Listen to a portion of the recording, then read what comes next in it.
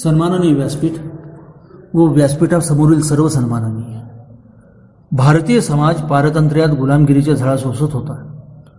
साखळदंडातून मराठवाड्याला मुक्त करण्यासाठी राष्ट्रीय शिक्षणाची अतिशय गरज होती. राष्ट्रीय विचाराने प्रेरित असलेल्या शाळा सुरू करण्यासाठी मराठवाड्यात शैक्षणिक चळवळ सुरू झाली. गुंजोटी परिसरात निजामाच्या अन्यायी राजवटीविरुद्ध आवाज उठवण्यासाठी कैलासवासी श्रीनिवासराव शाहीवाले, कैलासवासी हरिपंत राखेलकर गुरुजी यांच्या समवेत शिक्षणाविषयी जाणकार असलेल्या मंडळींनी राष्ट्रीय विचाराने प्रेरित शिक्षण संस्था स्थापनेचा ध्यास घेतला. 1927 साली श्रीकृष्ण पाठशाळा या राष्ट्रीय शाळेची मुहूर्तमेढ रोवली. तेव्हा विद्यार्थी संख्या होती अवघी 7. प्रारंभी आश्रम या नावाने ओळखल्या जाणाऱ्या मोकळ्या जागेत शाळेची सुरुवात झाली. उत्तरोत्तर एक एक वर्ग वाढत जाऊ लागला. स्वातंत्र्यप्राप्तीनंतर 1ली ते 7वी पर्यंतचे वर्ग सुरू झाले. शाळेला स्वतःची अधिकृत जागा नव्हती. कुणाच्या तरी राहत्या घरी डागडुजी केलेल्या पडक्या वाड्यात, घरालगतच्या उघड्या जागेत, झोपड्यात व मोकळ्या जागेत, वेगवेगळ्या गल्लीबोळात हे सर्व वर्ग विखुरलेल्या अवस्थेत भरत असत. या दुर्वस्थेमुळे दैनंदिन शैक्षणिक कामकाज कार्यक्षमपणे पार पाडण्यात मोठी अडचण येऊ लागली. शेवटी कैलासवासी हरिपंत गुरुजींनी सत्याग्रहाचं शस्त्र उपसलं. त्यांच्या अथक परिश्रमातून निजामाच्या ताब्यातल्या गढीचा प्रथमतः उत्तरेकडील भाग व 1950 मध्ये पूर्ण गढीचा ताबा शाळेला मिळाला. संस्थेला स्थैर्य प्राप्त झाले. कैलासवासी हरिपंत गुरुजींनी सेवाभावी व्रतस्थ वृत्तीने शिक्षक म्हणून सेवा केली.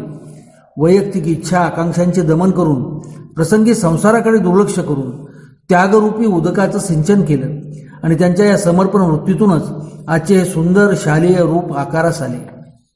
श्रीकृष्ण शिक्षण संस्थेला 60 वर्ष पूर्ण झाली. काळ बदलला आणि काळाच्या सोबत उद्दिष्टेही बदलली. या बदलत्या काळातील आव्हानांना सगळ्या शिक्षण संस्था तोंड देऊ शकल्या नाहीत. ध्येयाने वेळी झालेली जुनी माणसं गेली आणि त्यांच्यासोबत त्यांची उद्दिष्टेही गेली. एका आडवळणी पडलेल्या खेड्यातून पुढे आलेल्या आम्हा तरुणाची मनं शहारली. साहजिकच नव्या ध्येयवादाने प्रेरित होऊन आम्ही या शिक्षण संस्थेकडे खेचलो गेलो. विद्यार्थी जीवनामध्ये ज्या अडचणींना आम्हाला सामोरे जावे लागले, त्या अडचणीचा सामना आमच्या पुढच्या पिढीला करावा लागू नये, एका आदर्श शाळेची निर्मिती करावी या ध्येयाने प्रेरित होऊन या संस्थेला चालवायची जबाबदारी आम्ही स्वीकारली. जबाबदारी स्वीकारली खरी, पण समोर अनेक समस्या होत्या.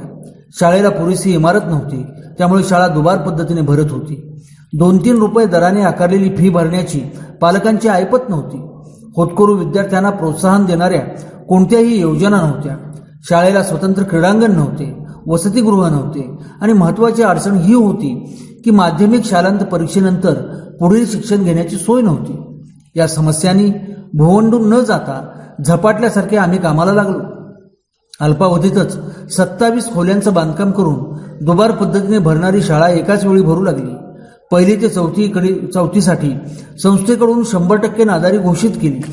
कनिष्ठ महाविद्यालयास मान्यता मिळवून कला, वाणिज्य आणि विज्ञान या तिन्ही शाखांचा आरंभ केला. वसतिगृहासाठी तातडीचा उपाय म्हणून 7 खोल्यांचे बांधकाम करून विद्यार्थ्यांना रहिवासाची तातडीची सोय उपलब्ध करून दिली. विद्यार्थ्यांसाठी वासंतिक वर्ग, स्पर्धा परीक्षांची विशेष तयारी वर्ग सुरू केले. कनिष्ठ महाविद्यालयाची सर्व सोयीने युक्त अशी भव्य इमारतही उभी केली. 1986 मध्ये कनिष्ठ महाविद्यालयाची स्थापना झाली. श्रीकृष्ण कनिष्ठ महाविद्यालयाच्या नियोजित इमारतीचा भूमिपूजन समारंभ माननीय नामदार पद्मसिंहजी पाटील, माजी पाटबंधारे मंत्री, महाराष्ट्र राज्य यांच्या शुभहस्ते संपन्न झाला व माननीय खलिक मिया अब्दुल कादिर काझी, माजी आमदार उमरगा यांच्या अध्यक्षतेखाली पार पडला. संस्थेतर्फे भविष्यकालीन भौतिक गरजांची परिपूर्ती करण्यासाठी 10 एकर जमिनीचे अधिग्रहण करून ती ताब्यात घेतली. मुलींच्या शैक्षणिक सुविधांचा विचार करून सावित्रीबाई फुले मुलींचे वसतिगृह उभे केले. 1991 साली श्रीकृष्ण वरिष्ठ महाविद्यालयाची स्थापना झाली व भव्य इमारतीची निर्मिती करून सर्व विभाग सोयीचा त्यात अंतर्भाव करण्यात आला. भविष्याचा वेध घेऊन इंडोर स्टेडियम आणि तालुकास्तरीय क्रीडांगणाची निर्मिती केली. अत्याधुनिक शैक्षणिक आव्हानांचा विचार करून पदव्युत्तर अभ्यासक्रमाची उपलब्धता करून दिली. यशवंतराव चव्हाण महाराष्ट्र मुक्त विद्यापीठाच्या या केंद्राच्या माध्यमातून बहिस्थ विद्यार्थ्यांसाठी शिक्षणाची सोय केली. संशोधन वृत्तीच्या अभिवृद्धीसाठी संशोधन केंद्राची उपलब्धता करून दिली. 1993 साली व्यावसायिक अभ्यासक्रम MCBC ची स्थापना करून स्वतंत्र इमारतीची निर्मिती केली. गुंजोटी हे गाव ऐतिहासिक दृष्टीने उपक्रमशील गाव म्हणून ओळखले जाते. उत्तर निजाम काळात मोठ्या गौरवाने गुंजोटी या नावाची उत्पत्ती जो गुंज उठी वह गुंजोटी अशी सांगितली जाते. इतिहासाच्या पाऊलखुणावरून चालताना श्रीकृष्ण शिक्षण संस्थेने संस्मरणीय उपक्रमांचे आयोजन केलेले आहे. संस्थेच्या हिरक महोत्सवानिमित्ताने झालेला सोहळा, संस्थेच्या अमृत महोत्सव निमित्ताने तत्कालीन मुख्यमंत्री माननीय नामदार विलासरावजी देशमुख यांच्या उपस्थितीत झालेला भव्य सोहळा, श्रीकृष्ण कनिष्ठ महाविद्यालयाच्या रौप्य महोत्सवी वर्षानिमित्ताने तत्कालीन शालेय व क्रीडा शिक्षण मंत्री माननीय राजेंद्र दर्डा यांच्या प्रमुख उपस्थितीत पार पडलेला संस्मरणीय सोहळा, शाळा महाविद्यालयाच्या प्रसंगोचित कार्यक्रमासाठी देशभरातील कलावंत, साहित्यिक, शिक्षणतज्ञ, समाजधुरीण व राजकारणी मंडळींनी या शैक्षणिक संकुलास आपल्या पायधुळीने पुनीत केलेली आहे.